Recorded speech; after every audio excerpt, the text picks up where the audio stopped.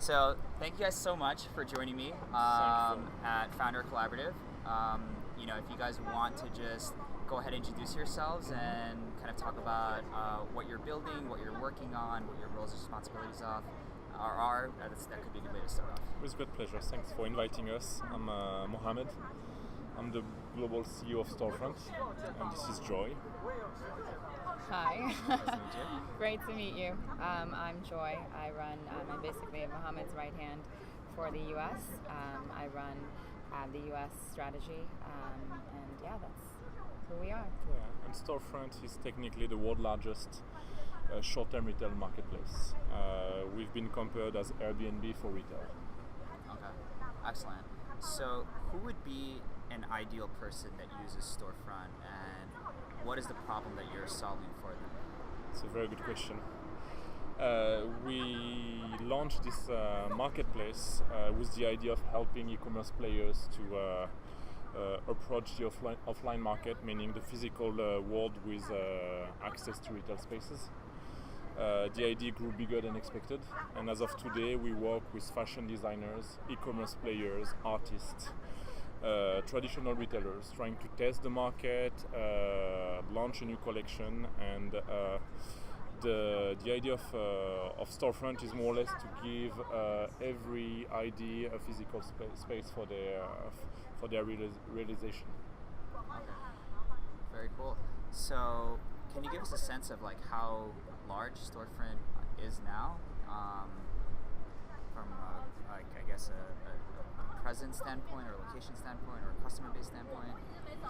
I'm going to answer half of the question, and Joy will answer the other one. As of today, Storefront is the world's largest retail network. We have a physical presence in the US, in France, in the UK, Netherlands, Hong Kong as of today, and we're just about to launch Italy and also Macau. We have this vision of making retail accessible globally. Why? Because our customers are global. The big fashion designers, the big e-commerce players no longer think about frontiers. They only have the idea of making their idea travel globally. Very cool. Do you have anything to? Yeah, I would say that we are global by way. Mohammed is always traveling, so he is definitely has presence on a global presence. But I think that because our network is used to being able to purchase globally, that we are able to provide them with the best service on a global scale. So being able to launch some of the best e-commerce brands. Indochino was one of them, and they launched a global market very soon and was able to have a brick and mortar presence. So those types of brands who are digitally native and are then able to have an entire network of individuals working on their behalf to provide a marketing strategy in place for them to launch their brick and mortar store. Very cool. So I guess thinking of your business as a marketplace, when you expand to a new country, number one, how do you figure out where to go? And number two, who do you go after first? Is it the retailers and the actual physical property, or is it the clients and the businesses that are looking to sort of rent it out, and why? The famous chicken and egg question. We decided early on to go after the supply, meaning the number of listings available in the platform. Why is Storefront global? Because once again, our clients are global. We decided to match the Fashion Week circuit, and therefore, if you look at the Storefront as a marketplace, we are available wherever there is a Fashion Week. Mm-hmm. Two, we've been looking also at the characteristics of a city. Mm-hmm. We are looking for a city full of tourists, with a high price per square feet or square meter, very low vacancy rate, and therefore there is a need for Storefront, and historically a strong fashion activity. Right. Very cool. So just to shift gears a little bit, a lot of our listeners are early stage founders looking to start their own technology company and grow it and scale it and raise a bunch of money and take over the world.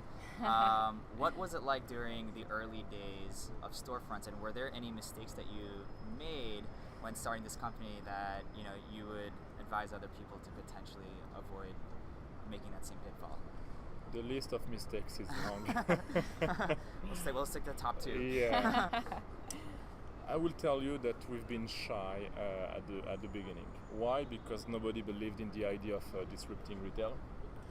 And when we launched the company, we decided to speak to professionals, commercial broker, retailers, and most of them told us that the idea was bad, the timing was off, and that nobody in the industry will believe in this vision of creating a marketplace for short-term retail. And therefore, when we started the company, we were a little bit too cautious, and we did not act aggressively at the beginning. Mm-hmm. Maybe Joy has some other mistakes to share. Yeah. I think that we, in the same light, we were very operationally focused in terms of growth, and so sharing the story, being able to provide again the success stories from a very intimate and human level was also missed. I think that if we had followed the journey of many of our success stories from the beginning, we would probably be able to share that today. After about more than 4 years of success stories. So we're seeing that now, that it became something that we intimately know, that we hold very closely to our learnings, but we weren't able to share with the public. And so much of the time you're so focused on being able to ensure the success of the company by way of the consumers or the end user, but so much of the time you're not necessarily saying, oh, we have to Snapchat this opportunity, because it almost feels unattached if we do that, expose them so quickly. But that's the way that people share opportunities today. So I think that's why Mohammed's so interested in your little setup, because it's a way to be able to express to everyone, hey, this individual went from an early stage entrepreneur, and now they actually own about 10 stores. We have a great example of that. I don't know if you know the tea company Boba Guys. Yeah, I've heard of them. Yeah, so they launched San Francisco using our platform. Oh, wow. And now they have 10 stores coast to coast. Oh, that's amazing. Yeah. And it's all done through Storefront's platform? So many of the stores that they originally tested were through Storefront. I can't say all of them, but as a good friend of Storefront, he'd probably say that it was a great a way for him to search. Right. So I think that if we had maybe followed him from early on, just getting sort of the opposing side and seeing him as a tech entrepreneur in many ways, and better understanding what were some of his barriers and how we were able to either support that or help it, we could have used that to our advantage. So I think that's one of the pieces we probably would see differently now. Right, very cool. So what would you say are some of your best growth channels today in terms of marketing or getting the word out or raising brand awareness? There's some stuff that you think has worked for you guys and some other potential channels that hasn't really worked that well. We are every day testing new channels, by the way, and we are a very data-driven company. Timing really depends on what's the new thing, As of today, we've not been exploring Snapchat as a social media channel to acquire customers. We've been historically very conservative, meaning that our best channel as of today remains Google AdWords. And more importantly, given the reputation of Storefront, the word of mouth is our biggest asset. People use Storefront and are very happy and satisfied with what we are offering, because as of today, there is no real alternative to Storefront. Why? Because we have the largest number of listings available, we have this global presence, and therefore when a brand is using Storefront, they tend to recommend Storefront to their network. But at the end of the day, once again, there are plenty of channels that we could explore. Time is also a bottleneck for us. We should try to leverage Facebook, Twitter, Instagram. But our biggest issue is that given the fact that Storefront is a B2B marketplace, we're not convinced as of now that this is the best leverage for our marketing channels. Yeah.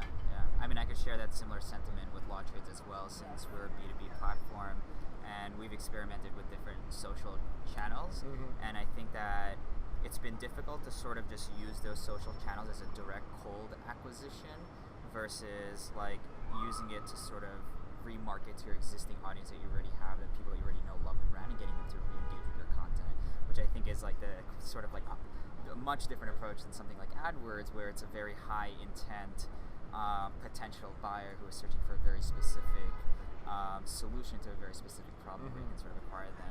But yeah, I mean, I think like the word of mouth growth must be amazing. Do you guys still use like an NPS score as well, like on top of like the word of mouth? And how do you track the word of mouth growth?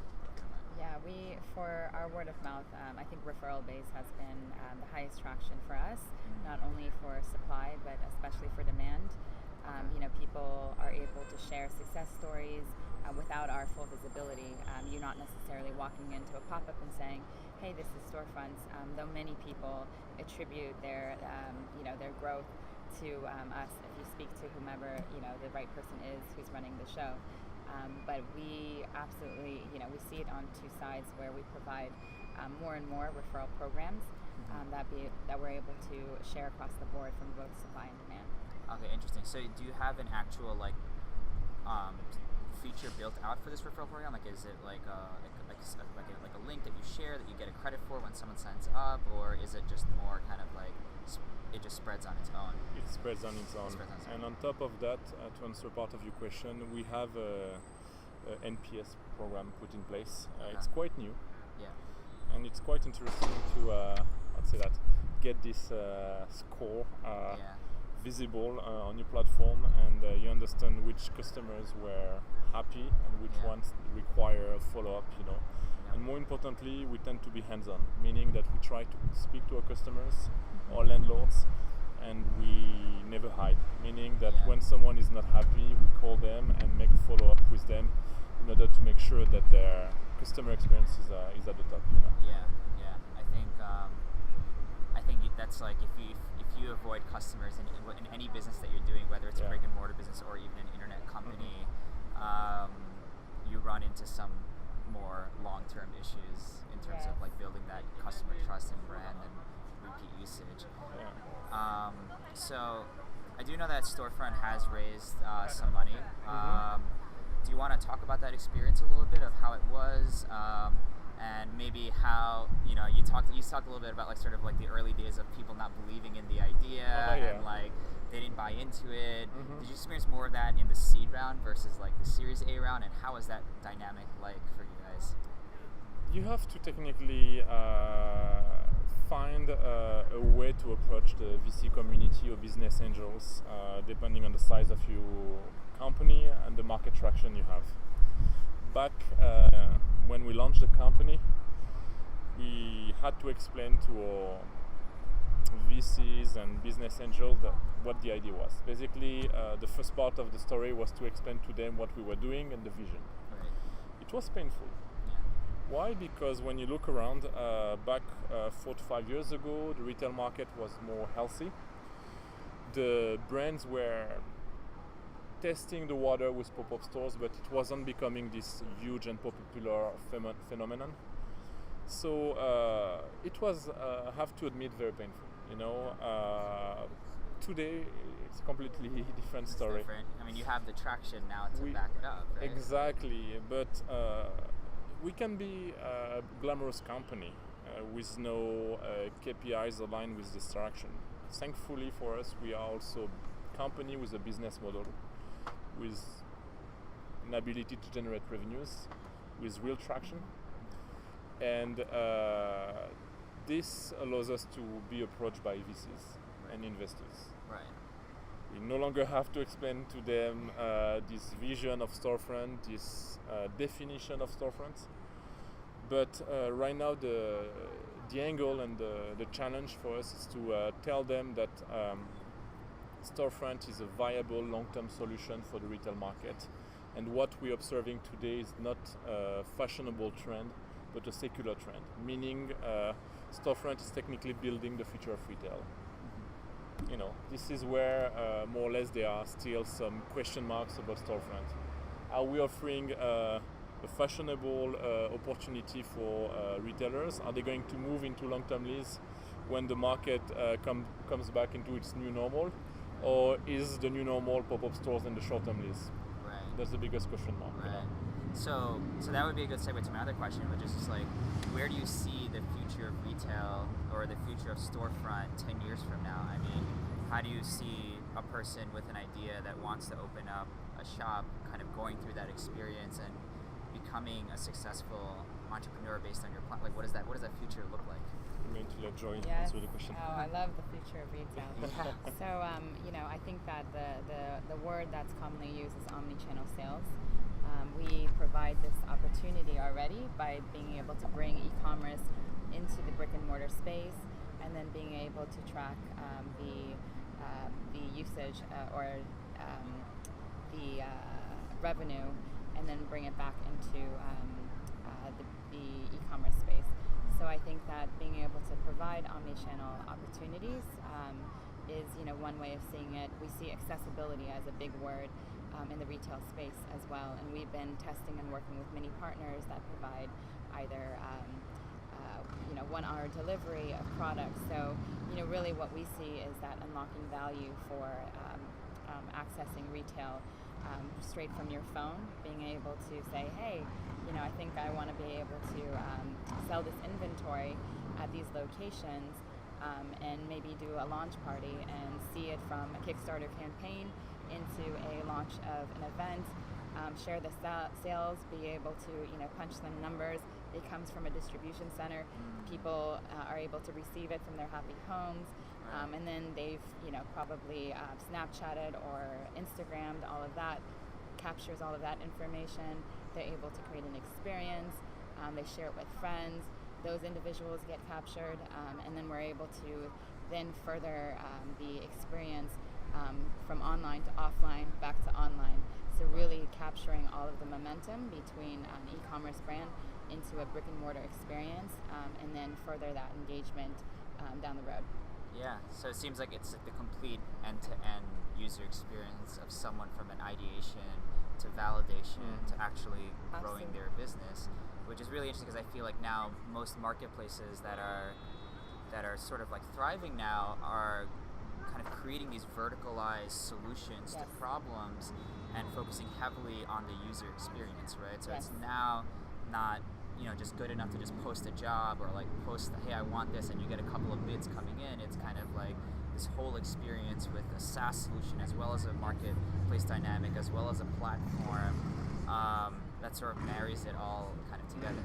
Yes, and because we're so data driven, as a global brand, we're able to bridge all of that analysis from consumer behavior back to, what is going to be trending in the next 10, 15, 30 years. Yeah. So that's exciting to us because we're not just seeing it based on the focus of consumers in the US versus in the UK versus in France. We're seeing it in terms of behavior from fashion, 15, 30 years ago and how it is today. And people are very much in the world of accessibility. They want to be able to touch the brand and the product and be able to purchase it with their phones and be able to snap a photo with them holding it and seeing, some star wearing it as well. So it's very much omni-channel driven. Yeah, and maybe like a good testament to that is like Amazon's move to come back to retail and acquire something like Whole Foods and build out their whole like future of grocery shopping, which is just come in and out, grab whatever you want. Whereas maybe 10 years ago people would be like, no, everything is e-commerce, everything is online driven, no one's going to brick and mortar I think stores. the idea that we get to create an artisan experience globally. We always say we provide the opportunity to shop local globally, where people actually can meet the entrepreneur, they can meet the individual who started the Kickstarter campaign, or they can meet the maker who actually created these knits, and then we're able to then push that out and do pop-ups all over the world is very much key because it's a strategy that that people have been wanting to do, but we are able to provide them with the solution for that. I would love to say something about what Joy just explained to you. Is that technically, as of today, Storefront is more or less a platform which offers retail as a service. And in the next 10 years, we believe that retail will be on demand. So it's a slight transition, but we believe that through technology, education, fantastic onboarding that our company is doing with landlords and clients, the market is going to move into this experience part of the business, meaning that we will be able to activate spaces directly through a smartphone. As of today, obviously there are physical and technical constraints, but we believe that in the next 2 to 3 years we will move into this idea of retail on demand. Wow, that's amazing. So I actually have one wildcard question that we asked like some of our readers who know a little bit about your company. What question would you like to ask the head people and the founders of Storefront? And the most popular question was for folks out there that are going to raise, that have closed their seed round, that are in the process of raising their Series A, you know, should they focus more on revenue profitability or growth over revenue? And if so, why? You know, do you want to be a self-sustaining business and focus on revenue, or do you just want to grow and think about unit economics later? It's a very good question. I will tell you, it depends on your business model and the competitive pressure you're facing, you know. We've been lucky enough to generate revenues early on. So the question for us was to assess the growth trajectory and make sure that we grew fast enough and despite profitability. My belief is that startup has one target, growth, and should not focus on profitability. Only when they feel that there is a viable market, and only if they feel that the VC and business angels community will be responsive to their growth trajectory. So it really depends on your business model, but clearly growth over profitability for me. Maybe Joy is going to disagree. Well, that'll be interesting if you guys disagree on that. Yeah. Well, I think that we're probably at different states of you know, there's global growth and then there's local growth, and so the way that we see it on the ground is definitely profitability. But you know, I think that you always have to have sort of the yin and the yang to be able to see both sides. You know, whereas there will always be global vision, we're on the ground providing operational strategy. So we you know, we have to be able to see what works day to day, and we're iterating every moment. We're working really closely with our product team to ensure that something is working. We're getting feedback straight from the clients and the customer. So that drives us to be able to say, is this going to be profitable by way of success and customer experience? So that's, you know, that will be our primary focus. While Mohammed is saying growth, I think that he, at the end of the day, is probably looking at me saying it's profitability. Yeah. Well, it seems like you guys both have that good balance. We try, like yeah. the artist versus the operator, and like you know, the yin and the yang in terms of growth and focusing on two very important metrics that I feel like a lot of early stage startups kind of wrestle with, because it's like, do we just grow as fast as possible, or Yes. do we kind of actually try to like control our own destiny and become a self-sustaining business within ourselves? But obviously there's a lot of different things that play into It play. also depends on the KPIs you're observing, you know. In our case, we've been What are lucky. your KPIs?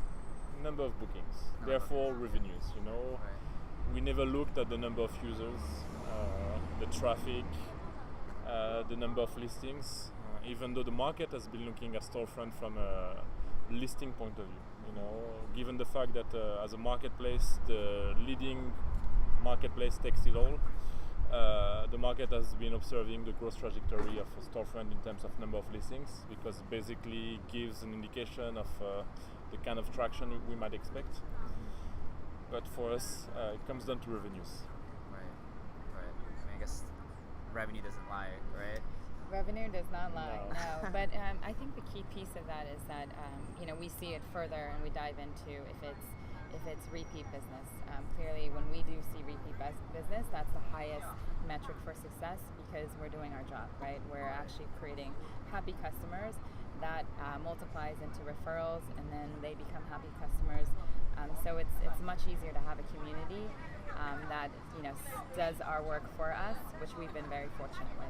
Yeah, I mean, I could imagine that would also save the company a ton of marketing money. If, like, I almost think all that's your why we users are haven't been just- focusing too much on it, but I think that we have now a static situation where so much of the expectation is to have marketing pull, and we're seeing ourselves from the outside, and as other startups start to rise, and just in general, people are asking us, where do we follow you? How can we find out X, Y, Z? And so we're really seeing a reflection of where we can start putting some energy in. Right.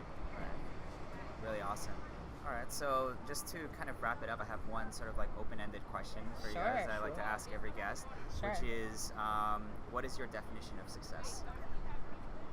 What a challenging question. I can't let you off that easy. I'm going to come back to the basic of Storefront.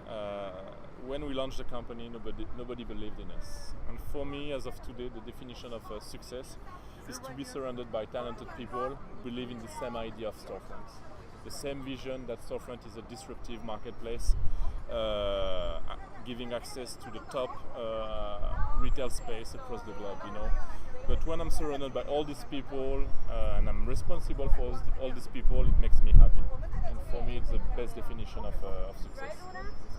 Yeah, I would say from an entrepreneurial perspective, I would love that someone has an idea, and while they're on Shopify trying to create a website, they're at the same time have a tab open for Storefront because they know that that's going to be their way to grow their idea. So, to me, being able to see people have it on their phones, just searching through, seeing where the next pop-up is, because that's going to be the new shopping model of what's new and what's cool. I see many partnerships for us in play where, in part of being partnered with Urban Renewal, we'll be able to provide new social impact by way of providing space in a new and different way. So, I think that we're sort of the chicken and the egg story that we'll be leading in terms of thought leadership of how cities will grow and will be